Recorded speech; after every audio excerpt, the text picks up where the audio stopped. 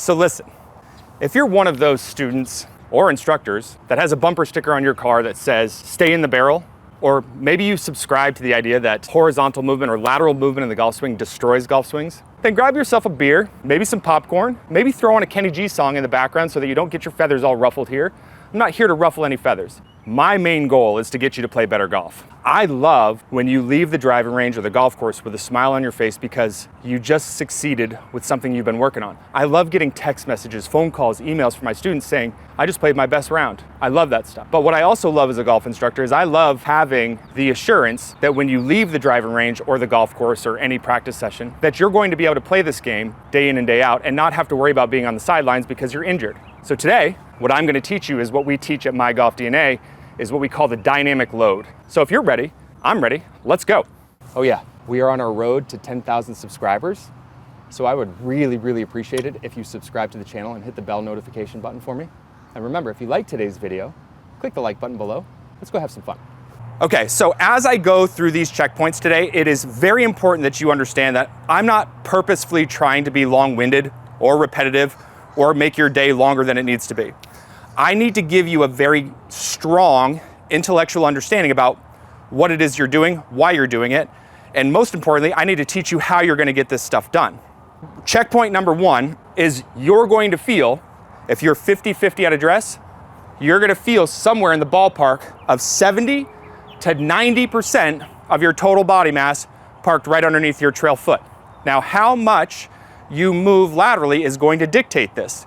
For clients that don't necessarily have as much mobility, you're going to want to feel a little bit more lateral movement than you are rotational movement at the start of the drill. So checkpoint number one is you're going to feel at home between 70 and 90% of your weight parked right underneath your trail leg at the top of the backswing. Checkpoint number two, numero dos. You are going to do your very best when you're increasing that pressure on that trail side to maintain as much flex in your trail leg as you possibly can.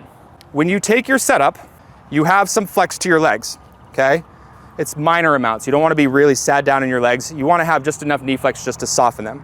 You're going to do your job, or your best job, to try to maintain as much flex as you can as you turn your body over your trail side. I've seen golf instructors in the very recent past teach people to pull their right hip back. Your hips are going to over-rotate. You don't have any muscle tension signal there to help keep them from over-rotating. And your spine is then going to over-rotate. And then when your spine over-rotates, now you're going to be sitting on the sidelines watching golf again. Checkpoint number three, when you complete the reps, as I outline them for you in just a moment, is you're going to measure how far your head is moved off the golf ball at address to where it is at the top of the backswing. The most I want to see your head move at the top of your backswing is 2 inches. That's the max. Most of the time, you're going to hear me as a golf instructor say about 1 inch to 1.5 inches or so. But for the older clients, you can allow your head to move up to 2 inches. That's going to be the max. I want you to measure it by looking at a camera from face on or looking in a mirror, put a line on the mirror, look at where your lead side of your temple is, and look to see how much you've moved off that line at the top of the swing. If you see that your head position has moved more than that, then there's a good chance that you're not turning correctly or you're not balancing your equation in your lower half correctly, which is what we're about to do here in just a moment. So a good way to get yourself to make good centered rotation as you complete this dynamic movement that I'm going to teach you with your hips is to take your trail shoulder and pull it up and behind your head and keep your head very quiet when you do this. Okay, so now that we've gone through the boring stuff, let's get to today's drill. 3 checkpoints are already in our brains. We know what we're looking for. I set up today's drill with 2 alignment sticks coming up out of the ground. There's about a 3-inch space between these 2 lines here. To figure this out when you're out in the driving range and you don't have to carry a tape measure, just put 2 golf balls side by side and then put the other stick in behind it. The width of a golf ball or the diameter of a golf ball is right around like 1.63 or 1.67. So 2 golf balls side by side would be just over 3 inches, okay? This doesn't need to be 100% accurate. Just have yourself about a 3-inch window. Again, you're gonna try to find your balance here in just a minute. Now, how I want you to go about this when you're first getting yourself warmed up is you're gonna set yourself up and you're gonna have your belt buckle and your sternum in line with this front post. And what you wanna do here, and this is a good way for you to actually try to feel this, is you wanna stick your pointer finger of your trail hand in your sternum, and you wanna stick your pointer finger of your thumb and your lead hand on your belt. And what I want you to do is I want you to take your sternum in your belt and move it back to the back line. So move it back and forth, okay? Now, part of your vestibular process, when we start getting rocking and rolling here, this little bit of movement here, this 3 inches of movement, is gonna feel like you're sliding or swaying all over the place. It's gonna feel like tons and tons of movement. The way that your eyes process information in space, it's pretty crazy. And that little bit of movement there feels like you're moving 35 miles. That excess movement that you're seeing me make, that 3 inches of movement, is gonna be toned back very quickly when I start adding what? Rotation.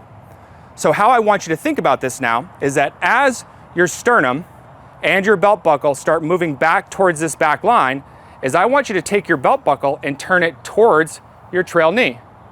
So now what you're gonna see here is that it looks a little bit less lateral if you look at my head position, okay?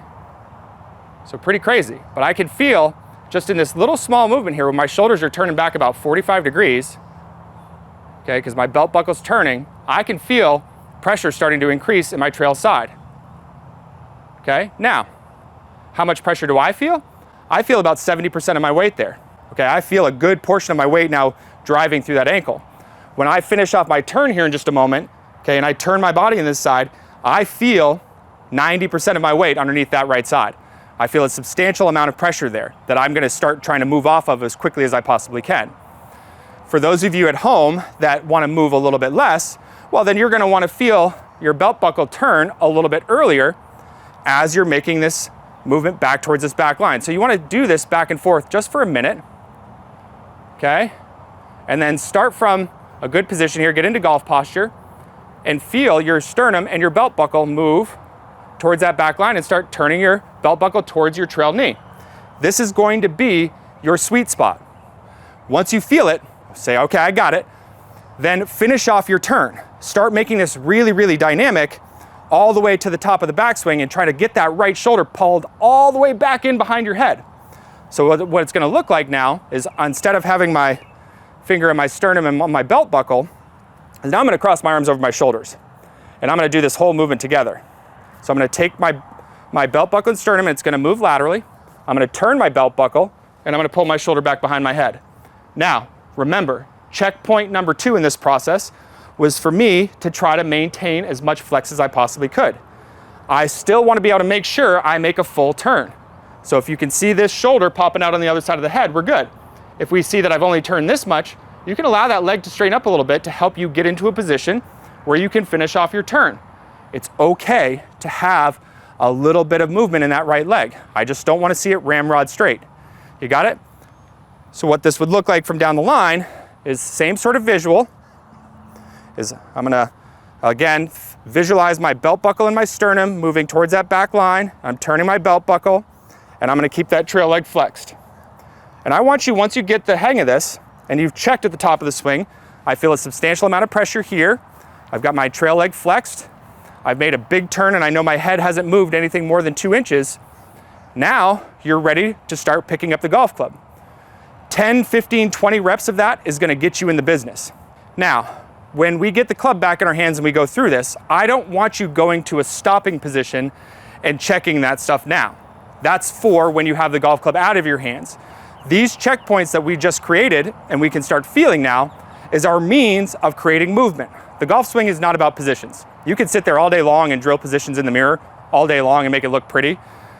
But when you get down to the brass tacks of it, you have to be able to move through positions. That's why so many people in the world of golf have these really nice looking practice swings and their golf ball swing is just chaos. They're not doing enough to feed the subconscious about what it is they're trying to get done. So we're gonna do 2 reps and then we're gonna hit a golf ball. I'm using the same visual cues. Again, these are gonna become less important now that the club is in our hands. We're still keeping that in our brain though, as we're getting ready to start making some real swings. Okay, so we're still gonna feel the sternum and the belt buckle move back towards that back line. We're gonna turn our belt buckle and we're gonna maintain some flex as we finish off our turn and we're gonna swing through. Okay? Okay? Remember, your brain responds to muscle tension signals, so feed it in the correct order.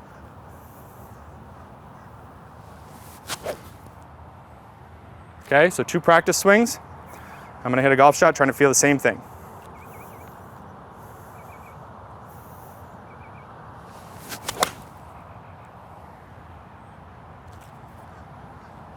So, work on this drill.